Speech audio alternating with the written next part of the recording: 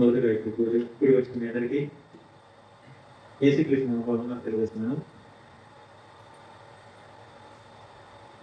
దేవుడి మీద కూర్చోవాలంటే ధైర్యం ఉండాలి, ఇంకోటి భయం కూడా ఉండాలి. మనిషి భయపడతాడు, ఆ భయపడి రెండు రకాలు ఉంటుంది. ఏంటి చెప్పండి? రెండు రకాలు ఏంటి అంటే, ఒకటి ఇష్టపడితే ఆ మనిషి దూరం అయిపోవడం చెప్పి భయపడతాం. ఇంకోటి ఇష్టపడితే దూరం అయిపోవడానికి భయపడతాం. ఇష్టం లేకపోతే నా దగ్గరికి దూరం చెప్పి భయపడతాం. అనే కదా, అంటే వాడు వాడు ఏదో చేస్తాడని ఆలోచనతోటి భయపడతాం. మరి ఇక్కడ మనం ఏ రకంగా భయపడుతున్నాం అనేది మనమే కదా. దేవుడికి మనం ఏ రకంగా చూస్తున్నాం అనేది బట్టి మనం విశ్వాసంలో ఉన్నామా అవిశ్వాసంలో ఉన్నామా అనేది దేవుడు మనకి తెలియజేస్తుంది. ప్రతిదినం మనం ఏం చేయాలి?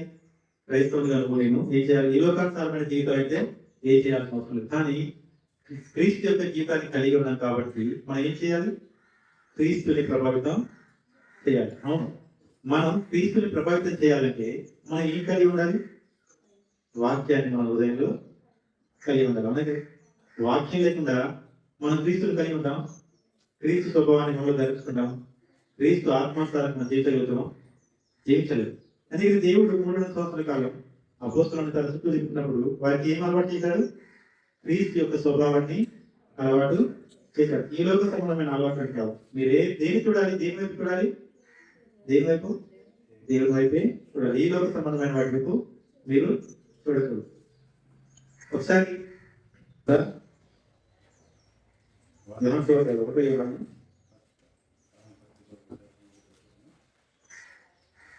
మూడవ అధ్యాయం.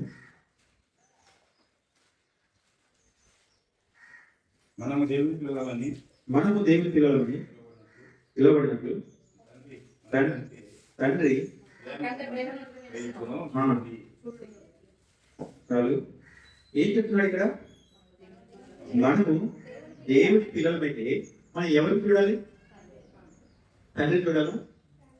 తండ్రి ఏం చెప్తున్నాడో దాన్ని చూడాలి. అదే చెప్తున్నాడు కదా అక్కడ. ఇంకా వేరే చెప్తున్నాడా? తండ్రిని చూడమని చెప్తున్నాడా? లేదు, నేను ఏ చిత్రం ప్రకారంగా మిమ్మల్ని చేయమన్నాడు, ఆ చిత్రం ప్రకారంగా మీరు దాన్ని నెరవేర్చండి అన్నాడు. మనం ప్రతిసారి ఆలోచించుకుంటూ ఉంటాం, ప్రతి ఆదివారం ప్రయాణం మనం ఎక్కడికి వెళ్ళాలి? మందిరానికి వెళ్ళాలని చెప్పేసి ఆలోచిస్తున్నాం. కానీ మనం దేనికి భయపడతామంటే లోకానికి భయపడతాం, కానీ దేవునికి. క్రైస్తవులు చాలా మంది లోకానికి భయపడతారు, లోకంలో ఉన్న మనుషులకు భయపడతారు, కానీ దేవుని యొక్క సమయానికి, దేవుని యొక్క మందిరానికి, దేవుని యొక్క మాటలకి భయపడరు. దేనికి భయపడాలంటే ఇక్కడ చెప్తున్నాడు, నేను మీలో ఉన్నట్లయితే, నేను చెప్పిన మాట మీరు చేయకున్నట్లయితే ఆ ప్రకారంగా మీరు కూడా చేస్తారు. నేను ఏ రీతిగా మిమ్మల్ని ప్రేమించాను, ఏ స్వార్థం లేకుండా మిమ్మల్ని ఆదుకున్నాను, మీ పాపాల నిమిత్తం మీ బలియాగం అయ్యాను, ఆ రీతిగాని ఏ స్వార్థం లేకుండా ఏం చేయాలి? నీ యొక్క సహోదరులని ప్రేమిస్తాడు. కీర్తనలు 31వ అధ్యాయం.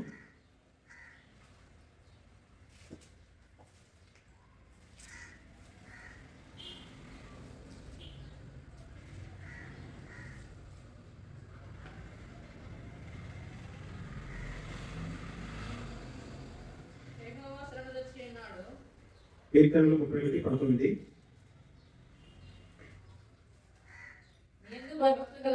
నీ యందు భయభక్తులు గలవారి నిమిత్తము నీవు దాచించిన మేలు ఎంతో గొప్పది, నరుల ఎదుట నేను ఆశ్రయించి వారి నిమిత్తము నీవు సిద్ధపరిచిన మేలు. అదేనా? ఏమర్థం? కొన్ని మర్మాలు అనేవి మనం ఏం చేయాలి? బంగారం దాపెట్టుకుంటాం కదా, ఆ బంగారం తీసుకున్నప్పుడు ఏం చేస్తాం? దాన్ని దేశంలో లాభం ఆ తాళం పెట్టి తీస్తాం. మరి ఈ మర్మాలు అర్థం కావాలన్నా సరే మనం దేని పెట్టాలి? చెప్పండి. దేవుడు ఏ హృదయాన్ని అయితే అనుగ్రహించాడో ఆ హృదయంతో దాన్ని మనం ధ్యానించాలి, దాన్ని మనం చదవాలి. అప్పుడే అది అర్థమవుతుంది. ఈ లోక సంబంధమైన తలపులు నీ హృదయంలో వస్తున్నప్పుడు, ఈ లోక సంబంధమైన అలవాట్లు నీ మనసులో వస్తున్నప్పుడు, ఆ యొక్క తలపులతో, ఆ యొక్క మనసుతో నువ్వు దీని జరిగినట్లయితే అర్థమవుతుందా?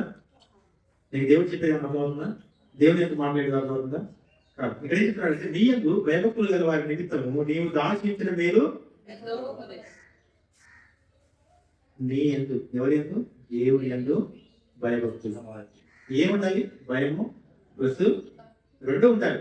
మనం చాలా మందికి భక్తి ఉంటుంది కానీ భయం ఉంటుంది, భయం ఉంటుంది కానీ భక్తి ఉండదు. ఏదో ఒకటి ఉంటుంది కానీ రెండు అసలు ఉండదు. ఎందుకంటే ఒక క్రైస్తవునికి అయితే నువ్వు నేను ముందు ఏమైనా మనుషులు అయినా మన కదా, నువ్వు పుట్టినతోటి ఒక మానవుడు, తర్వాత నువ్వు ఏమవుతున్నావు క్రైస్తవునిగా ఎంచబడుతుంది. ఎప్పుడు క్రైస్తవునిగా మారుతున్నావు అంటే ఎప్పుడైతే వాక్యం నీలో నాటబడుతుందో ఆ సమయంలో నువ్వు క్రైస్తవునిగా మారుతుంది. నువ్వు ఎప్పుడైతే పూర్తిగా క్రైస్తవునిగా మారుతావో, క్రీస్తు ఆచరణలు నీలో ఉంటాయో, క్రీస్తు ప్రేమ స్వభావం నీలో ఉంటుందో ఆ సమయంలో నీకు రెండు అవుతాయి. ఏ రెండు? భయం అవుతుంది, భక్తి కూడా వస్తుంది. ఏదైనా ఒకటే మాత్రం ఉండడానికి వీల్లేదు. ఇంకో మాట ఉంది. ఏ మాట చెప్పండి బైబిల్లో? విశ్వాసం లేకుండా క్రియలు లేని విశ్వాసము. అంటే రెండు ఉండాలి మనలో. ఒక క్రైస్తవునిగా నువ్వు నేను దేవుడిని ఆరాధిస్తున్నారు బిడ్డలుగా మనకేం ఉండాలి? రెండు ఉండాలి. భయం ఉండాలి, భక్తి కూడా ఉండాలి. భయం ఉంది. ఏ భయం ఉంది? ఏ భయం చెప్పండి? దేవుడి మందిరానికి పోలేదు, నేను గత 5 వారాల నుంచి పోలేదు. సో దేవుడు నేను చేస్తాడని చెప్పి ఈ వారం పోతాం. ఆ భయము ఉంది చాలా మందిలో. భక్తి ఉంది, ఇంకా ఈ వారం పోతే కానీ భయము లేదు. ఈ రెండు ఉన్నవాడు ఎవరిని రిప్రజెంట్ చేస్తాడంటే దేవుడిని రిప్రజెంట్ చేస్తాడు. దేవుని యొక్క విలువలని ఇతరులకి తెలియజేస్తాడు. దేవుని యొక్క వాక్యంలో ఉన్న మర్మాన్ని ఇతరులకి తెలియజేస్తాడు. మరి ఇక్కడ దేవుడికి చెప్తున్నాడు, నీ గొప్ప మేలు కలగాలి అంటే నీలో ఏముండాలి? భయం ఉండాలి, భక్తి కూడా ఉండాలి. ఒక గురువు గారంటే ఏముండాలి చెప్పండి? పిల్లలకి నేర్చుకునే పిల్లలకి ఏముండాలి? భయం ఉండాలి, భక్తి కూడా ఉండాలి. అప్పుడు ఏమవుతుంది? తను చెప్పే దాని మీద శ్రద్ధ కలుగుతుంది. ఈ రోజు ఏమైనా మిస్ అవుతారా ఏమన్నా ఆలోచన కూడా కలుగుతుంది. మా స్కూల్ డేస్ లో ఒక టీచర్ అంటే బాగా ఇష్టం. ఆయన క్లాస్కి వస్తే ఫస్ట్ నిద్రపోతుంది. ఆయన ఏదైతే చెప్తున్నాడో దాన్ని వినడానికి ప్రయత్నం చేస్తాం. ఆ వింటున్న క్రమంలో ఆయనతో కూడా మేము మాట్లాడతాం, ఆయనతో కూడా జోకులు వేస్తాం. భయం ఉంది మరియు భక్తి కూడా ఉంది. ఆ భయం ఏం చేస్తుందంటే ఎంతవరకు మాట్లాడాలో అంతవరకు మాట్లాడుతుంది. ఆ భక్తి ఏం చేస్తుందంటే ఆయన మిస్ కాకుండా చేస్తుంది, ఆయన క్లాస్ మిస్ కాకుండా చేస్తుంది. ఇక్కడ దేవుడు కూడా అదే చెప్తున్నాడు, మర్మమై ఉన్న ఏంటిది ఎంతో గొప్పది, నన్ను ఎదుట నిన్ను ఆశ్రయించే నిమిత్తం నీవు సిద్ధపరిచిన మేలు సిద్ధపరిచాడు. నీ కొరకు నా కొరకు ఏం సిద్ధపరిచాడు? మేలులని. ఏ మేలు? సాధారణమైన మేలు కాదు, ఎంతో గొప్పవి. ఎంతో గొప్పవి అంటే ఇప్పుడు ఒక మాట అంటారు, ఎంతో సుందరమైన మాట అంటారు. అంటే అర్థండి అంతకంటే అందగాడు ఎవడు లేడన్నారు. అంతకంటే అందగట్టు ఎవరు లేడు అన్నాడు. ఇక్కడ చెప్తున్నాడు ఎంతో గొప్ప మేలు నీ కొరకు దాచి ఉంచాడు అంటాడు. ఆ మేలు ఏమై ఉంటుందో నాకు తెలియదు, కానీ అన్నిటికంటే చాలా విలువైనదిగా దేవుడు తెలియజేస్తున్నాడు. మరి అంత గొప్ప మేలు మనం పొందుకోవాలి అంటే ఏదైనా ఒకటి ఉంటే సరిపోదు. బైబిల్లో ఏముండాలి? రెండు ఉండాలి. ఇస్కరియోతు యూదాకి ఏమిటి చెప్పండి? ఇస్కరియోతు యూదా ఉన్నాడు. ఏముంది ఇస్కరియోతు యూదాకి? భయం ఉందా, భక్తి లేదు? భయం ఉంది కానీ భక్తి లేదు. ఏ భయం ఉందంటే దేవుడిని నేను పట్టించాడు కాబట్టి ఆయన మరణించాడు, తిరిగి లేస్తాడు ఏమో అన్న భయంతో ఏం చేశాడు చెప్పండి? చనిపోయాడు, గురేసుకుని చనిపోయాడు. ఒకవేళ అదే ఇస్కరియోతుకి భక్తి ఉన్నట్లయితే, దేవుడు అంటే భక్తి ఉన్నట్లయితే ఏం చేసేవాడు చెప్పనా? మీరు చెప్పండి, ఏం చేసేవాడు? కాళ్ళ మీద పడి క్షమాపణ కోరేవాడు. ఆ సమయంలో నేను ఈ రకంగా చేశాను దేవా, నేను ఏం చేస్తున్నాను? శిక్షించుకుంటున్నాను. సో నన్ను క్షమించు, నువ్వు క్షమిస్తే కానీ నా ఈ అపరాధ భావం నా నుండి తొలగిపోయి. భక్తి ఉన్నట్లయితే దేవుని దగ్గరికి వెళ్ళి క్షమాపణ అడిగేవాడు. భయం మాత్రమే ఉంది. నేను ఎవరిని పట్టించాను? రక్షకుని పట్టించాలని భయం ఉంది, కానీ భక్తి లేదు, విశ్వాసం లేదు. ఆ విశ్వాసం ఉన్నట్లయితే దేవుని దగ్గరికి వెళ్ళి కాళ్ళ పడి క్షమాపణ ఖచ్చితంగా అడిగేవాడు. ఒకవేళ భక్తి మాత్రమే ఉంది, భయం లేకుండా ఉన్నట్లయితే ఏమవుతుంది చెప్పండి? ఏమవుతుందంటే ఈరోజు మనం చూస్తుంటాం చాలా మంది సంఘాలలో పెద్ద పెద్ద హోదాల్లో ఉంటారు. భక్తి బయటికి ఏ రకంగా ఉంటారంటే తెల్ల బట్టలు వేసుకొని తిరుగుతూ ఉంటారు. అంటే నేను తెల్ల బట్టలు వేసుకుంటే తప్పని చెప్తున్నాను. తెల్ల బట్టలు వేసుకొని తిరుగుతారు, టిప్పు టాప్గా ఉంటారు, పెద్ద చొక్కాలు వేసుకొని తిరుగుతారు. కానీ లోపల ఏముంటుందంటే మొత్తం దోపిడీ ఉంటుంది. ఆయన ఏమంటాడు అంటే నేను కానుకలే తీసుకోలేదు ఒక 17 సంవత్సరాల నుంచి అని చెప్పి అంటాడు. కానీ ఆ 17 సంవత్సరాల నుంచి ఎన్నిసార్లు కానుకలు తీసుకున్నాడో అందరికీ తెలుసు. కానీ ఏం లేదు, భయం లేదు, భక్తి ఉంది. కానీ దేవుడు ఏం కోరుకుంటున్నాడు మీ దగ్గర నుంచి, నా దగ్గర నుంచి? భయభక్తుల్ని కోరుకుంటున్నాడు. ఓన్లీ ఒక భయాన్ని కోరుకోవడం లేదు, ఒక భక్తిని కోరుకోవడం లేదు. ఒకవేళ నీలో ఓన్లీ భక్తి ఉన్నట్లయితే ఏముండదు, గొప్ప భయం నీకు రాదు. ఓన్లీ నీలో భయం మాత్రం ఉన్నట్లయితే ఏముండదు, ఏం దొరకదు, గొప్ప భయం నీకు దొరకదు. ఆయన ఏమంటున్నాడు, నేను ఆల్రెడీ నీ కొరకు సిద్ధపాటు చేసి ఉంచాను, ఇంకేం కావాలి, నువ్వు రావడమే లేదు. నేను ఆల్రెడీ నీ కొరకు అన్నం సిద్ధం చేశాను, కూరలు సిద్ధం చేశాను, మంచి విధులు సిద్ధం చేశాను. కానీ ఏం కొదువుగా ఉంది, నువ్వు రావడమే లేదు. ఒకవేళ నువ్వు తొందరగా వచ్చినట్లయితే ఏమవుతుంది, నువ్వు తొందరగా దాన్ని గురిస్తావు. ఒకవేళ నువ్వు లేట్గా వచ్చావు అనుకుంటే ఏమవుతుంది, అప్పటిదాకా అక్కడే ఉంచబడుతుంది. దేవుడు అదే చెప్తున్నాడు, నేను సిద్ధపాటు చేసి ఉంచాను, సిద్ధం చేసి ఉండాలి. నీకు ఏదైతే కావాలో ఆ అవసరాన్ని నేను సిద్ధం చేసి ఉంచాను. కానీ అది నువ్వు పొందుకోలేకపోవడానికి కారణం ఏంటంటే నీలో ఏం లేదు, భయం లేదు, భక్తి కూడా లేదు. అందుకని నేను సిద్ధపాటు చేసిన నీ అవసరాన్ని నువ్వు పొందుకోలేక పోతున్నావు. అంతేకాని దేవుడు ఏదో నీకు ఇవ్వడం ఇష్టం లేక కాదు, దేవుడు ఏదో నీ మీద చిన్న చూపు చూడడం కాదు, అవునా? దేవుడు నిన్ను విశ్వాసి కాదని ఎంచడము కాదు. దేవుడు నీ వరకు సిద్ధపాటు చేసి ఉంచాడు. సో అందుకోకపోవడం ఎవరి దగ్గర ఉంది? ఒక విశ్వాసిగా, ఒక క్రైస్తవునిగా, ఒక దేవుడిని వెంబడించే సేవకునిగా, దాసునిగా నీ మీదనే నా మీదనే ఆ బాధ్యత ఉంది. మీరు బైబిల్ యేసుక్రీస్తు ఎవరైతే తన మీద అధికమైన విశ్వాసాన్ని కనపరచారో వారందరూ దేవుని దగ్గరికి వెళ్ళి ఏం చేశారు, అద్భుతాలని పొందుతున్నారు. మరి 30 సంవత్సరాల నుంచి ఒక వ్యక్తి ఒక కోనేరు దగ్గర ఏం చేస్తున్నాడు, పడిగాపులు పడుతున్నాడు, అవునా కదా? దేనికి పడిగాపులు పడుతున్నాడు?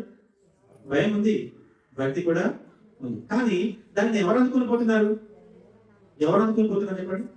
ఎవరైతే పూర్తి అవగాహన కలిగి ఉంటారో వారు దాన్ని అనుకొని పోతున్నారు. ఈరోజు చాలా మంది చాలా దేవుని దగ్గర నుంచి పొందుకోవడానికి కారణం ఏంటి అంటే నీ యొక్క కొన్నిసార్లు నీ నిస్సహాయత కూడా దానికి కారణం అవుతుంది.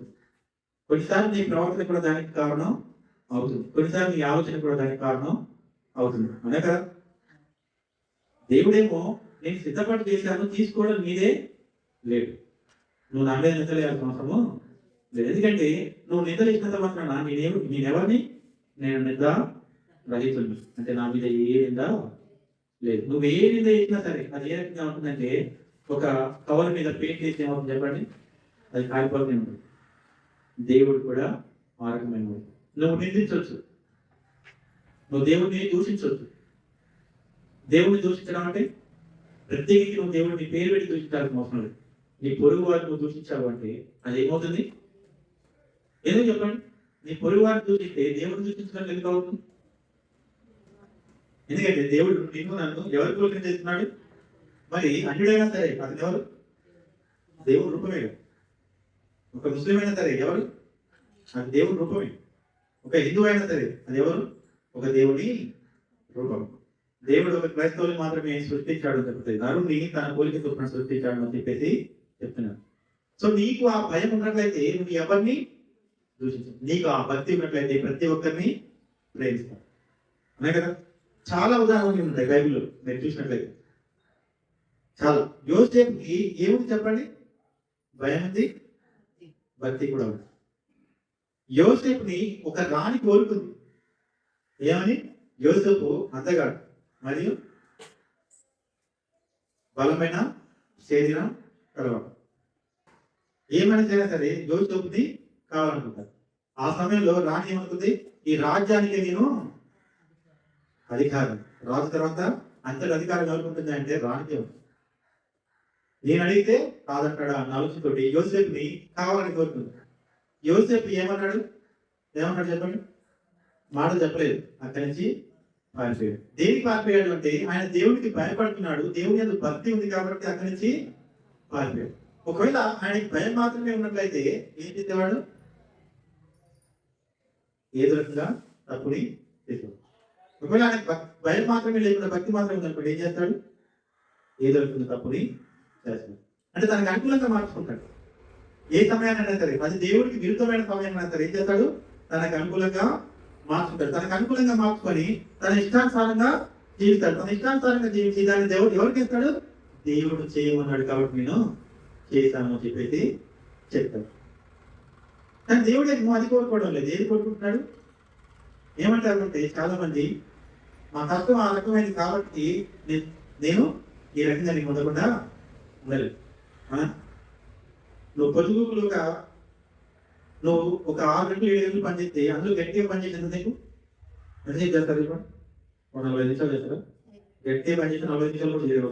కానీ ఏమంటారు, ఒక వంకతోటి ఇంకేదో చేయడానికి ఇంకేదో వంక పెట్టుకొని ఆ వంకలో ఏం చేస్తారు? ఆనందాన్ని పొందుకోవాలని ప్రయత్నం చేస్తారు. కానీ యేసుక్రీస్తు నీ కొరకు నా కొరకు ఎన్ని గంటలు శ్రమను అనుభవించాడు చెప్పండి? ఉదయం 4 మొదలు పెడితే 3 మొదలు పెడితే సాయంత్రం 8 వరకు 3:30 వరకు శ్రమలని తీరిక లేదు. దేనికి తీరిక లేదు? విశ్రాంతి పొందుకోవడం తీరిక లేదు. ఇవన్నీ మనం గుర్తుంచుకోం. దేనికి గుర్తుంచుకోమంటే ఒక క్రైస్తవంగా ఒక విశ్వాసిగా దేనికి గుర్తుంచుకోమంటే ఈ లోక సంబంధంలో మనం కొట్టుమిట్టాడుతున్నాం కాబట్టి, ఈ లోక సంబంధమైన వాటి విషయంలో మనం మన ప్రాణం దెబ్బతింటుంది కాబట్టి మన దేవుని విషయంలో దేన్ని ఆలోచించడానికి అవకాశం లేకుండా అయిపోతుంది. అందుకే చెప్తున్నాడు దావీదు, ఏం చెప్తున్నాడు? మళ్ళీ ఒకసారి చదవండి. నీ యందు భయభక్తులు గలవారి నిమిత్తము నీవు ఎంతో ఎంత గొప్ప చెప్పండి, ఎంతో గొప్పది. మరి నువ్వు పొందుకోవాలి అంటే ఏం కలిగి ఉండాలి? ఈరోజు మొత్తం చెప్తున్నా సరే ఈ 2 టాపిక్లు ఉంటాయి. ఏ టాపిక్? ఒకటి మేలు, ఇంకొకటి భయభక్తులు. ఒకటి మేలు, ఇంకొకటి భయభక్తులు. మరి ఈ రెండింటికి కొందరు కొట్టాడు దేవుడు. నువ్వు ఒకటి కావాలి చెప్తే ఒకటి చేయాల్సింది. అంతేకాని నేను ఏదో నమ్మకాన్ని ఉంటాను అంటే మాత్రం నీకు నువ్వు ఏదైతే కోరుకుంటున్నావో అది నీకు ఎప్పటికీ దొరకదు, దక్కదు. నేను చెప్పిన మాట కాదు, దేవుడు చెప్పిన మాట. నేను సిద్ధపరచాను, నువ్వు పొందుకోవాలంటే. నువ్వు పొందుకోవాలి అంటే నీలో భయం ఉండాలి, భక్తి కూడా ఉండాలి. ఎప్పుడైతే అవి నీలో ఉండవో అప్పుడు ఏపోతుంది, నువ్వు ఏదైతే కోరుకుంటున్నావో అది నీ నుంచి దూరంగా వెళ్ళిపోతుంది. సో నువ్వు కావాలనుకున్నది నీకు దక్కాలి అంటే మనిషిలో ఒక క్రైస్తవునిగా, ఒక విశ్వాసిగా నీలో నాలో ఖచ్చితంగా